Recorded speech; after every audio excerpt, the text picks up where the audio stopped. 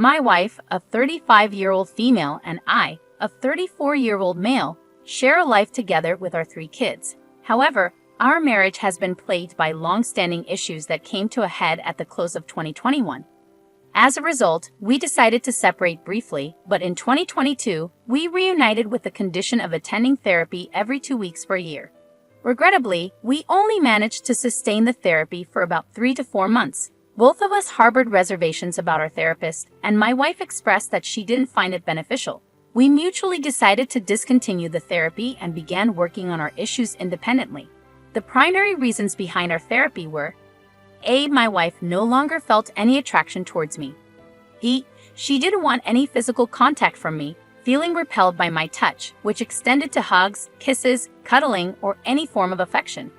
C. She expressed a desire to explore her sexuality with other people, either men or women. We had been together since our early teens and had only ever been with each other. She also wished for solitude, believing she would find happiness on her own. Initially, things seemed to improve, but recently, I stumbled upon an old confession she had written 18 years ago. It revealed an incident where a mutual friend had kissed her.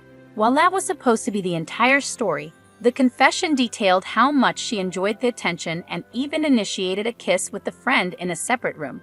It hadn't progressed beyond that, but this revelation left me in turmoil. I confronted her about it, and she claimed it was so long ago that she didn't remember it clearly. She reassured me that our marriage had been faithful for the entire time and we had built a life together.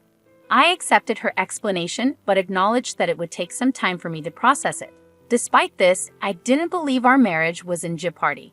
However, recently, she disclosed that a mutual male friend, with whom she had been chatting, had been expressing his love for her and even made a remark about her appearance. Her response was simply, "Dude, come on," and he apologized.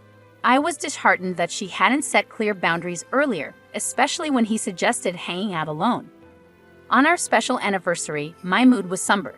During our walk, she repeatedly inquired about what was bothering me. Eventually, I expressed my distress about the infidelity situation, her failure to establish clear boundaries, and her lack of effort in planning special activities for our anniversary.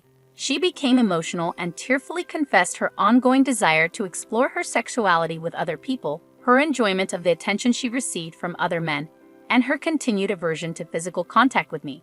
She claimed that she had been pretending for a year, even though she didn't want any physical affection from me. She insisted that she didn't want to lose me or the life we had built.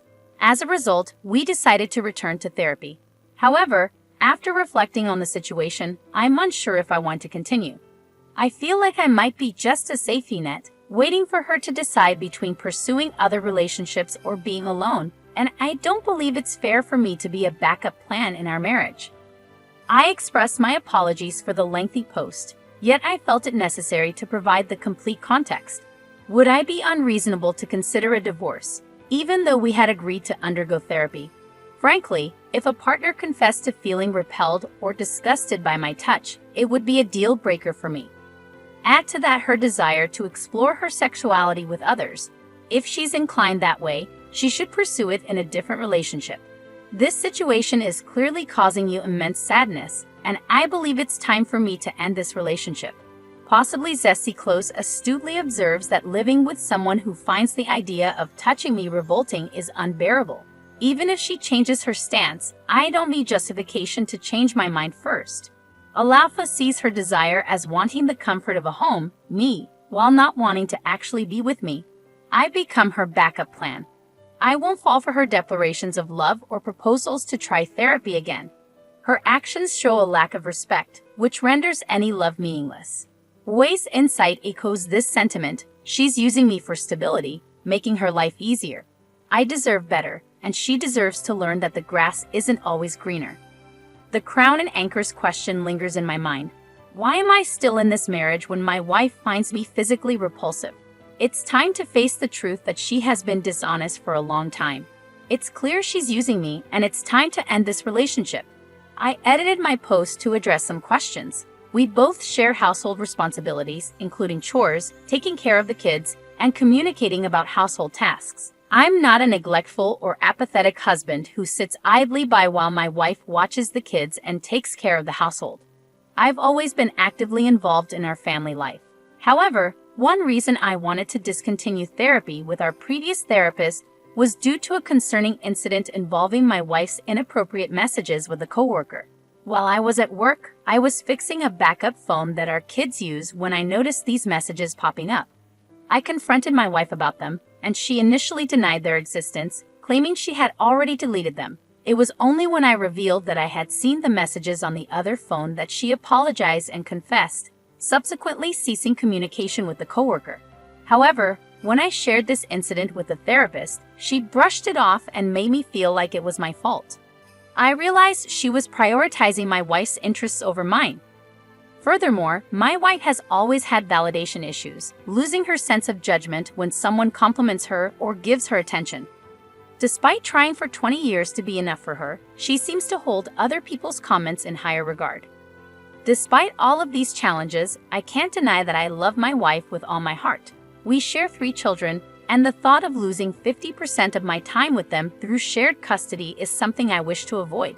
My wife remains the most beautiful woman I've ever laid eyes on, and she still has the power to make me feel weak. Even after 3 kids and 2 decades together, this is the most difficult decision of my life. Living without her might be necessary for my self-value and self-respect, but it's an incredibly hard decision. The OP provided an update to their post, stating that they received many messages offering advice and interest. They mentioned having read over 1,000 comments over 2 days and sharing a conversation with their wife, which they had written down and asked her to listen to without interruption. They begin the conversation by addressing their wife's previous statements. I don't know what you thought you were going to accomplish by telling me that you were repelled by my touch. You want to explore your sexuality with other men and women, and you want to be alone. I think you thought that by being honest, it was the right and okay thing to do.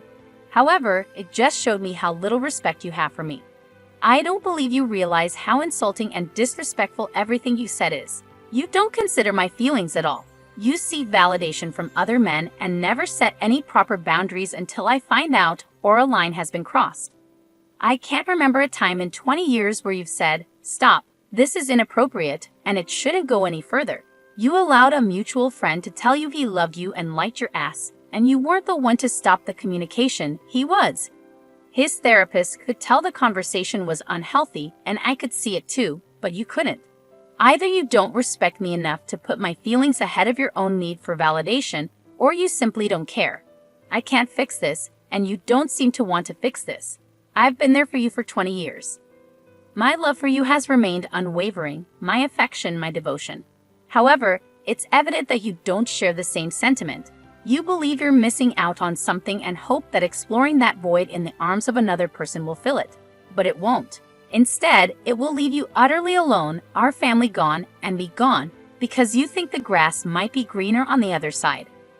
I can't fathom how someone with a loving husband, someone who cares, respects, and means the world to them, someone with 3 beautiful kids, a robust support network, good friends, and a loving family, could abandon their entire life for a fleeting experience, thinking it will bring fulfillment. Plain and simple, you're using me. I've become a safety net for you, a place to return to while you explore. But I'm not a fallback option. I'm not a safety net. I am a person who deserves love, touch, romance, and admiration. I deserve respect and reciprocation. I want to be crystal clear.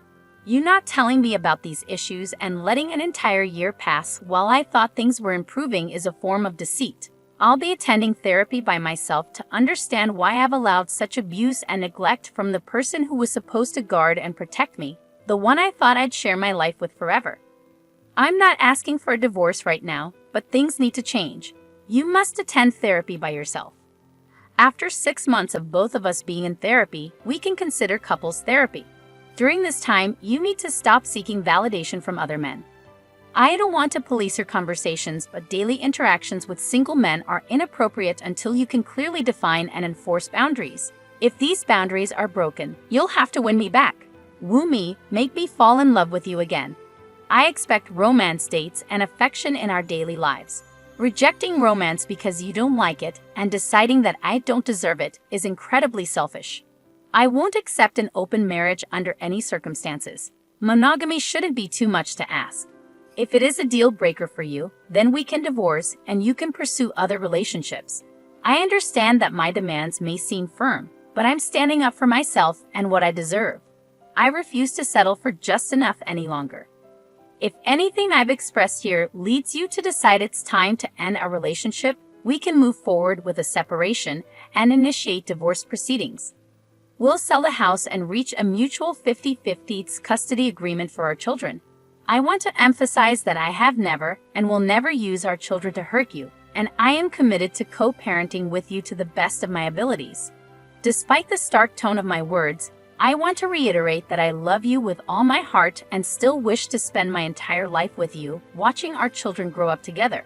However, I can no longer accept being an afterthought or playing second fiddle to an imaginary life you might want to pursue.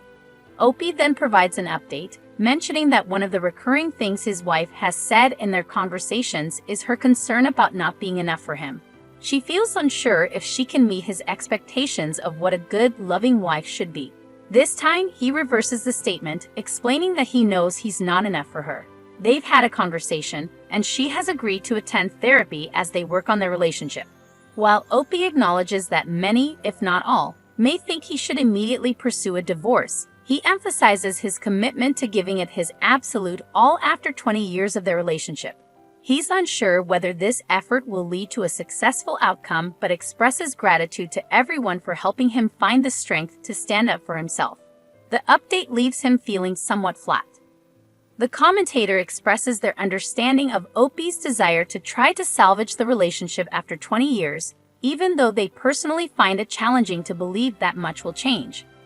The trust has eroded due to the revelation of feeling repelled by his touch, secretive texting with coworkers, seeking validation from other men, and wanting to explore her sexuality outside the relationship. The trust was lost early on for the commentator, and they would have chosen to leave. They conclude by asking the audience for their thoughts on the situation. Let's move on to another story. Our next one comes from a suggestion on Twitter from Oreo. Thanks for the suggestion. This story is from Skoto1981, who writes, "Just overheard my husband declaring his love to someone else. I'm sitting on my couch, 10 minutes away from my 60th birthday today. My husband and I have been married for 35 years. We were at the doctor's office, as he's undergoing tests due to suspected cancer, making it an emotional day. He's currently on the porch, and I overheard him talking. Wondering who he was speaking to since no one else is here, except his dad in the bedroom, I decided to listen in. I heard him say things like, 'I love you more than anything. You're my soulmate, but we can't start our life together until I know if I have cancer or not, because I don't want to burden you with that.' He even mentioned his biopsy appointment and expressed how much he loved this person. He has never declared his undying love to me or referred to me as his soulmate. I was initially confused, but then it hit me.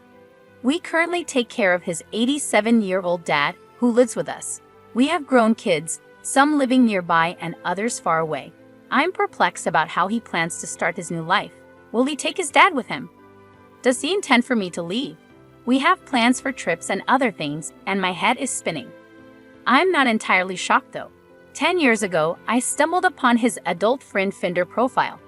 I created my own profile and started conversing with him, and he was making plans with me, not knowing it was me. I confronted him, and after some effort, we worked things out. A few months ago, I saw his Kindle with a webcam on, connected to the Adult Friend Finder website. I chose not to confront him then, as I didn't have the energy for another confrontation. So I'm here now, contemplating what to do. Do I stay quiet and watch the lies and deceit unfold? Or do I go to the bedroom where he's sleeping and confront him about this life-changing situation? I'm the kind of person who avoids rocking the boat, and I prefer to remain unnoticed. Every man in my life has let me down, from my abusive, alcoholic father to every boyfriend before my first husband and now my current husband. The only man who hasn't hurt me is my son. Right now, it's too early to call my kids, family, or friends. I need to process this and decide how to proceed." One of the top comments on this post offers 3 choices, stating, "As far as I see it, you have 3 choices. First, the path of logic. Quietly consult a divorce lawyer and figure out what you need to do to protect yourself financially if he leaves. Make sure you have your own bank account and start keeping records of your income and expenses if you haven't already done so. If he participates in any household tasks you're unfamiliar with, learn from him so you can handle them independently. Get your affairs in order and plan your next steps in life. The emotional route involves storming into the bedroom, demanding to know who the woman is, insisting on seeing his phone, displaying your passion, reminding him of your contributions to the relationship, demanding he ends the affair, and attending marital counseling. You could make him sleep on the couch or ask him to leave altogether, ensuring he faces the consequences of his actions. The aim is to shake things up, offering a chance for reconciliation. However, bear in mind he might not want to reconcile, which could lead to a quick divorce or him becoming more adept at concealing his affair, maintaining the status quo. Another passive approach involves doing nothing, pretending you didn't hear anything, carrying on as normal, and hoping he won't blindside you with a divorce. Alternatively, you could simply accept whatever fate awaits, adopting an extremely passive stance due to the emotional strain. Raven responds, suggesting another option: leave, then consult a lawyer. Cade proposes a more assertive approach, advising you to relinquish all the responsibilities he placed on you, stop caring for his elderly father, divide the bank accounts, and serve him with divorce papers immediately. Cade doesn't recommend waiting to find out about his cancer diagnosis, as he believes you should prioritize your well-being and financial security. Hio echoes a similar sentiment, pointing out the double standard in his behavior. If he has cancer, he's willing to burden you with his illness, but if he's healthy, he'll abandon you for someone else. Hio emphasizes the unfairness of this situation and suggests filing for divorce promptly without confronting him first. A more violent reaction is mentioned by another commenter, expressing a strong emotional response to the betrayal. Money Print offers a harsh but pragmatic perspective. Confront him and leave, regardless of his cancer diagnosis. Money Print argues that you shouldn't be burdened by his infidelity and that he doesn't deserve your patience and loyalty. In a small update, you share your response to the situation. After a sleepless night filled with inner turmoil, you couldn't contain your emotions any longer. You confronted him, expressing your decision to end the marriage. The logistics of who goes where are yet to be determined, but the marriage is officially over. Despite the exhaustion, you find solace in your decision. The commentator expresses gratitude for the overwhelming support received from the community and appreciates the involvement of the readers. They acknowledge the impact of the audience's love, support, and time. The story ends with a note of gratitude and the hope to see the readers in the next installment.